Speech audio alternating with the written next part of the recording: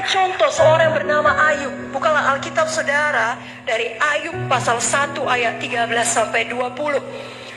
Saya bacakan kepada Bapak Ibu Saudara, Ayub 1 ayat 13 sampai 20. Lihat bagaimana setan melakukannya kepada Ayub.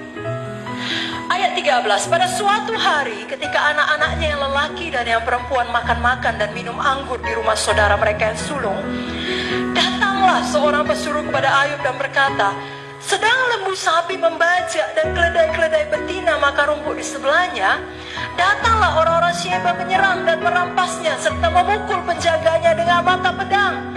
Hanya aku sendiri yang luput sehingga dapat memberitahukan hal itu kepada Tuhan. Sementara orang itu berbicara, datanglah orang lain yang berkata, api telah menyambar dari langit dan membakar serta memakan habis kambing domba dan penjaga-penjaga. Hanya aku sendiri yang luput sehingga dapat memberitahukan hal itu kepada Tuhan. Ayat 17, sementara orang itu berbicara, datanglah orang lain yang berkata. Nah, Bapak Ibu Saudara perhatikan, belum siap satu masalah, datang masalah lain. Amin. Orang-orang Kasdim membentuk 3 pasukan, lalu menyerbu unta-unta dan merampasnya serta memukul penjaganya dengan mata pedang. Hanya aku sendiri yang luput sehingga dapat memberitahukan hal itu kepada Tuhan. Sementara orang itu berbicara, datanglah orang lain dan berkata, anak-anak Tuhan yang lelaki dan yang perempuan sedang makan-makan dan minum anggur di rumah saudara mereka yang sulung. Maka tiba-tiba angin ribut bertiup dari seberang padang gurun. Rumah itu dilandanya pada 4 penjurunya dan roboh menimpa orang-orang muda itu sehingga mereka mati. Hanya aku sendiri yang luput sehingga dapat memberitahukan hal itu kepada Tuhan.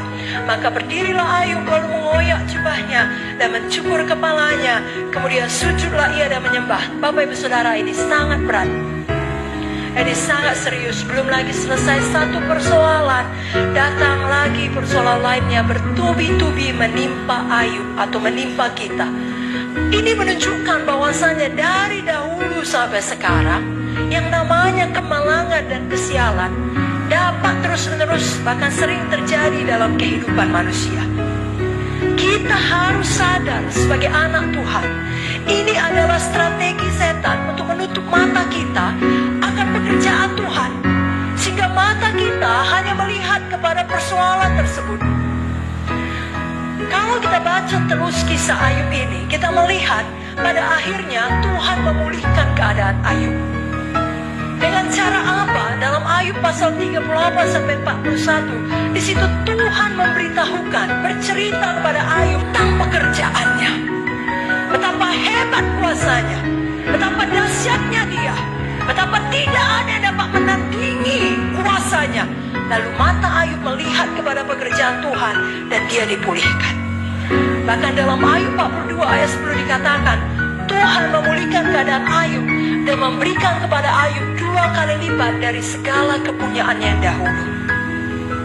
Bapak Ibu Saudara, jangan mau dibutakan oleh setan.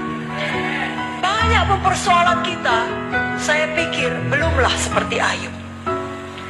Jadi jangan begitu datang persoalan menimpa kita, kita langsung jatuh di dalam jebakan setan.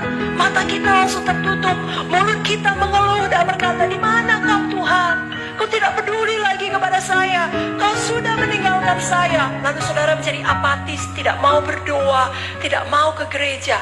Justru di saat persoalan datang, saudara lari kepada Tuhan. Mendekatlah kepada Tuhan, Tuhan mendekat kepadamu. Berserulah kepada Tuhan, maka Dia akan menjawab engkau. Dia akan menunjukkan keselamatan yang daripadanya. Saudaraku yang pertama, dengar baik-baik. Mari kita putuskan untuk senantiasa melihat ada pekerjaan Tuhan bagi kita tiap-tiap hari. Tiap-tiap hari kasih karunia-Nya baru.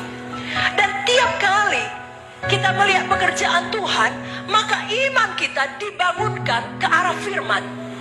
Tapi tiap kali kita membuat pilihan yang salah, kita melihat kepada besarnya persoalan, betapa besarnya penyakit, betapa kacaunya rumah tangga, kepada semua yang negatif, pekerjaan yang disodorkan oleh setan, maka iman kita juga bergerak ke arah yang negatif, kepada kuasa setan. Jangan demikian. Biarlah iman kita bergerak kepada firman Tuhan, kepada pekerjaan Tuhan. Saudaraku, lihat selalu Allah turut bekerja dalam segala sesuatu mendatangkan kebaikan bagi kita. Lihat pekerjaan Tuhan. Daud menuliskan banyak mazmur tentang pekerjaan Tuhan. Bahkan ada satu pasal penuh di mana dia terus-menerus mengatakan mengenai pekerjaan Tuhan. Dan disambung dengan ucapan bahwasanya untuk selama-lamanya kasih setianya. Yakni di dalam Mazmur 136. Daud berkata, bersyukurlah kepada Tuhan sebab Ia baik. Bahwasanya untuk selama-lamanya kasih setianya.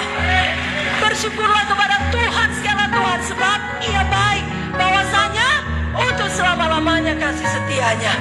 Bersyukurlah kepada Allah segala Allah sebab Dia baik. Bahwasanya untuk selama-lamanya kasih setianya. Kepada Dia yang seorang diri melakukan keajaiban-keajaiban besar. Bahwasanya untuk selama-lamanya kasih setianya.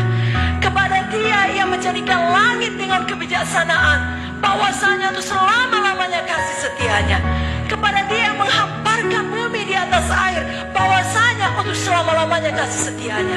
Jadi saudara, jalan saja pun saudara lihat tumbuhan, saudara bisa bersyukur. Kalau bukan karena Tuhan, mana mungkin tumbuhan bisa tumbuh. Bahwasanya untuk selama-lamanya kasih setianya.